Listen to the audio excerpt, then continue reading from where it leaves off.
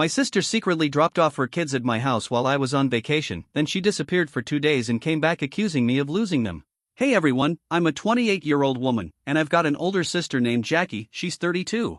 Jackie has 2 kids, a teenage son who's 14 and a daughter who just turned 12 a couple weeks ago. Their dad's no longer in the picture, so she's been raising them on her own. Now, I wouldn't say Jackie and I are super close. We're not exactly best friends, but we're not enemies either, not like some of those sibling horror stories you hear. I guess you could say we're just kind of neutral toward each other. We coexist. Anyway, about 6 hours ago, Jackie suddenly showed up at my house, looking frantic. The first thing she asked me was, "Where are my kids?" And I just stood there, completely confused, because I had no idea what she was talking about. I hadn't even been home for the past 4 days, I was away on a beach trip with my boyfriend. So her question totally caught me off guard. She went on to say that she had dropped her kids off at my place 2 days ago and told them to ring the doorbell so I could let them in while she ran some errands. According to her, she'd sent me a text about it beforehand. But I hadn't seen anything like that, and I even pulled out my phone to show her. I genuinely didn't remember getting any message from her. But as we scrolled through my messages together, we finally found the text she was talking about. Somehow, I'd completely missed it. I guess I wasn't really checking my phone much while I was on vacation, so it slipped through the cracks. That's when Jackie started to panic. She said she had assumed I'd taken the kids in, and apparently, she didn't even wait to see if they made it inside, she just drove off. She told me she'd gotten into some legal mess that she didn't want to get into, and that's why she'd been MIA for the past 2 days. But now that she was back, she wanted her kids, and she wanted them immediately. I had no idea what to say. I told her she should probably call the police or something, because I seriously had no clue where her kids could be. They didn't even have their phones on them, so we had no way of contacting them. But Jackie was against getting the cops involved. She said she'd already been through hell the past couple days and didn't want to deal with law enforcement on top of everything else. Then she started tearing through my house, looking for any sign of them, and accusing me of being selfish and careless. She said she was counting on me to help her out during a really rough time and that I let her down. She left in tears, saying she was going to knock on every relative's door until she found her kids. Honestly, I felt like such an idiot, even though I still didn't understand how this could be pinned on me. I missed a single text while I was out of town. Was that really my fault? Update 1. Okay, so it's been 4 days since that happened, and I finally have some good news to share. Jackie and I have been talking again because I've been feeling super guilty about the whole situation even though, technically, it wasn't really my fault. Today, Jackie told me that her kids had managed to find their way to someone's house after all. They'd been staying with their uncle, though not a blood relative. It was actually her ex-boyfriend's cousin, a guy named Frank who's 28. Turns out Frank had kept in touch with Jackie's son online. I thought that was a bit strange at first, maybe even inappropriate, but in hindsight, Frank honestly saved the day. If it hadn't been for him, those kids would have been out there with nowhere to go. Jackie apologized to me for how she acted the other day. She said she was completely out of line and that it wasn't like her to blow up like that. I agreed, she's usually more level-headed. She told me she hadn't slept at all over the last couple of nights because she was so worried sick about her kids. That's when I finally asked her the big question, why didn't she go to the police? And what was this trouble she got caught up in that made her disappear? She hesitated, but then opened up. She told me she'd been trying to gather proof against the company she worked for. A trusted source tipped her off that they were looking to pin an embezzlement scandal on her. Apparently, the company's finances were a mess, and upper management had decided they needed a scapegoat. Since Jackie was head of accounting and had access to all the financial records, she was the perfect target. She knew she'd probably get fired soon, so she tried to cover her own back. She went into the office to collect evidence in case she had to defend herself, and then she traveled out of town to talk to her former boss. She was hoping he'd back her up if things ended up going to court. That whole process took a couple of days, and she admitted she felt terrible for leaving the kids behind. She said she was so overwhelmed and frustrated that she didn't even think to check if they were okay during that time. She also confessed that she hadn't packed warm clothes for them even though it was pretty cold outside. She was just that out of it. I did my best to comfort her, but deep down, I knew this wasn't okay. No matter what you're dealing with, you can't just leave your kids like that. Jackie and I haven't been in touch with our parents for a long time, so in a way, I'm the only family she really has left. And I know the same goes for me. We might not be close or talk every day, but when push comes to shove, we do have each other's backs. That's always been true since we were kids. Still, I was disappointed that I couldn't step up when she needed me this time. She got lucky, though her son had remembered Frank's address from their online chats. Jackie only figured out where they were after she logged into her son's Instagram account and checked his messages. She was so overwhelmed that it hadn't even crossed her mind until she opened her laptop. Jackie's son used to borrow her laptop every now and then to play games or chat with his friends online. When she suddenly remembered that, she logged in right away, and that's how she ended up finding out where her kids had gone. Turns out, they'd gone straight to Frank's place. Frank didn't have Jackie's phone number, so once the kids showed up, there wasn't any way for him to let her know they were with him. He used to be around quite a bit back when his cousin, Jackie's ex, still had partial custody of the kids. That ended about 4 years ago when Jackie took over full custody, and after that, she cut off contact with Frank and the rest of that side of the family. But despite the long silence, Jackie's son had managed to track Frank down online and sent him a message first. I guess kids remember who made them feel safe when they were younger. That's probably what made him reach out to Frank when things got scary. At the end of the day, I'm just relieved the kids were found safe and sound. It took a load off my chest, especially after feeling so guilty about missing that one text from Jackie. I just hope she learns to handle her problems better so her kids don't end up paying the price for her messes. Update 2. Well, it finally happened. Jackie got fired. Just like she feared, the company officially terminated her and is now threatening legal action. They've accused her of embezzling funds and are talking about pressing charges. She's terrified, and honestly, I can't blame her. She's been texting me nonstop, almost every hour, just to have someone to talk to. She did manage to hire a lawyer, and thankfully, a good one, but even so, she's going up against a massive corporation. There's no telling how this is going to end.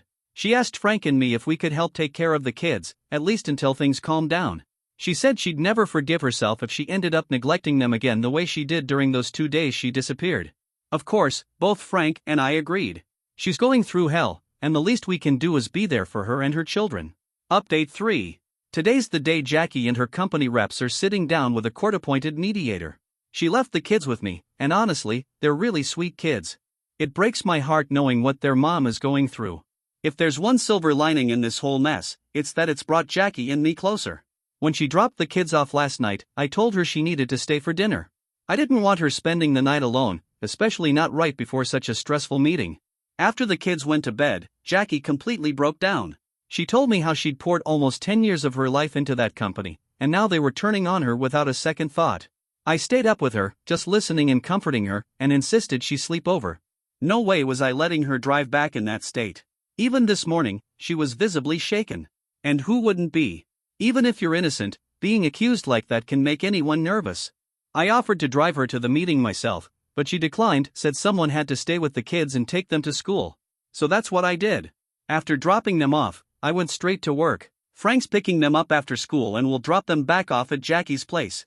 It's not a perfect setup, but we've got a system going, and I really hope it's temporary. I want Jackie to get her life back on track soon. I know this isn't some wild drama-packed update like some folks on Reddit might be hoping for, but I'm honestly just scared for her. I needed a space to let it out, and this is the only place I could think of right now. Update 4. Okay, so I just learned something absolutely wild from Jackie, and suddenly all her nervousness before that mediation makes sense. She finally confessed that she'd been in a secret relationship with one of her subordinates for almost 2 years. Yep, that's what she was actually worried about way more than the embezzlement charges. She hadn't told anyone about the relationship, not even HR, and definitely not her lawyer.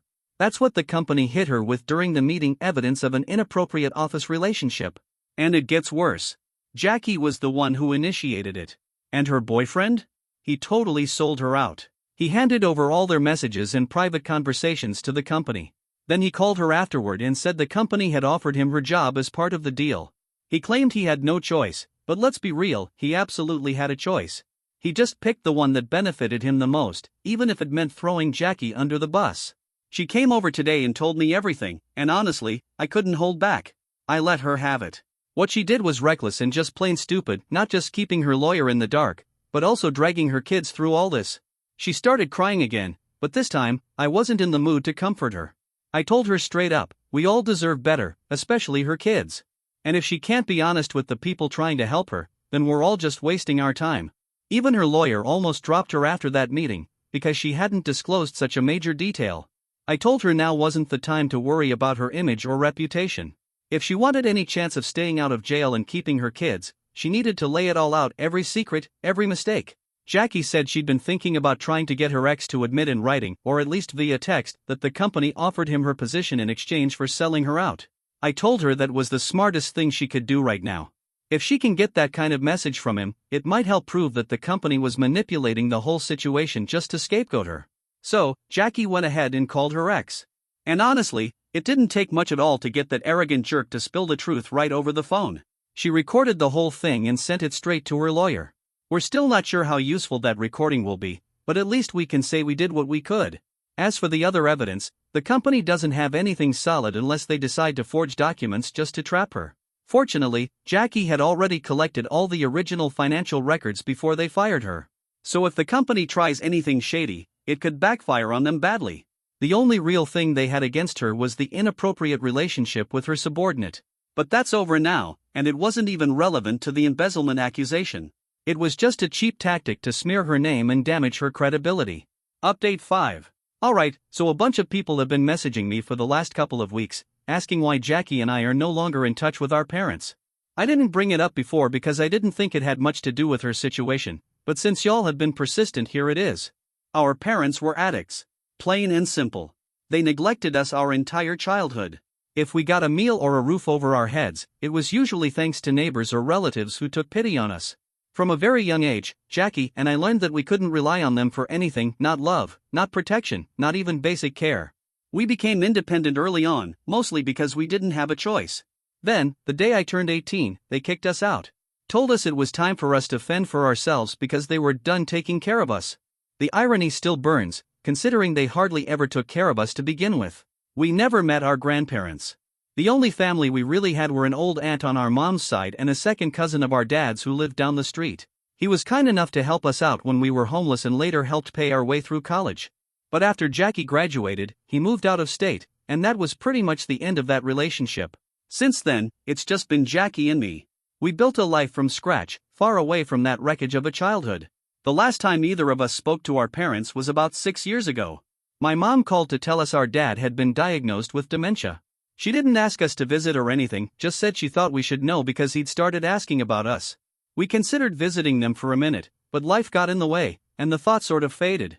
After that, we never heard from them again, and we never tried reaching out either. Truthfully, I don't even know if they're still alive. And if they aren't, I guess we've already grieved what we never really had. Some people might say that makes us terrible kids. But honestly, they weren't much of parents either. So we just left that part of our lives behind and moved on. Update 6. Hey everyone, thanks again to those of you who followed along.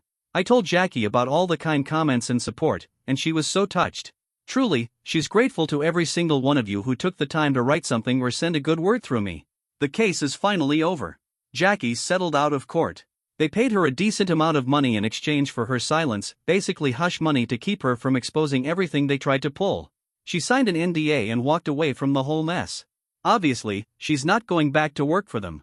But she's already job hunting, and with her experience and qualifications, I don't think it'll take long before she lands something solid. For now, she's using the settlement money to pay the bills and keep things steady for her and the kids. Honestly, I'm just happy to see her living a normal life again. It's been about 4 months since I first shared all this with you, and looking back, it feels like we've been on one heck of a journey.